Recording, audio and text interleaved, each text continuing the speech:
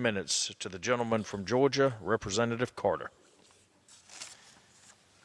I thank the gentleman for yielding, and thank you for your leadership in this area and for putting this together tonight. This is an important message, a message that all Americans should hear and that all Americans will share in. Mr. Speaker, I rise today to speak about the benefits already impacting the 1st Congressional District of Georgia since the Tax Cuts and Jobs Act was signed into law. A few weeks ago, I traveled the district and visited with businesses, with students, and senior citizens to discuss how tax reform is helping them. Nine Line Apparel, a business in Savannah, told me that the Tax Cuts and Jobs Act allows them to give more to their employees, a small difference helping their employees to take vacations, buy Christmas presents for their children, and make it easier to provide for their families.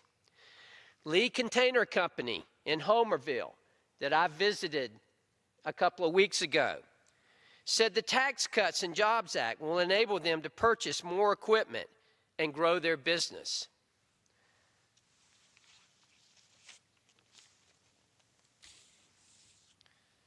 I also had the opportunity, Mr. Speaker, to visit with students at Savannah State University. I shared my excitement that for upcoming graduates, job creation from the Tax Cuts and Jobs Act will generate high demand for employees, increasing wages and making the job search easier than it has been in years past. Needless to say, they were excited to hear this good news. Mr. Speaker, the results from my trips around the district were encouraging, and I'm proud we could pass tax reform benefiting all income levels, American businesses, and our whole economy.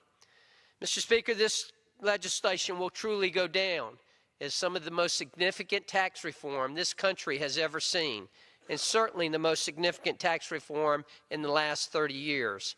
The Tax Cuts and Jobs Act will put money in people's pockets, will stimulate our economy, will create jobs. It's good for our economy and good for our country. I thank you, Mr. Speaker, and I yield back my time.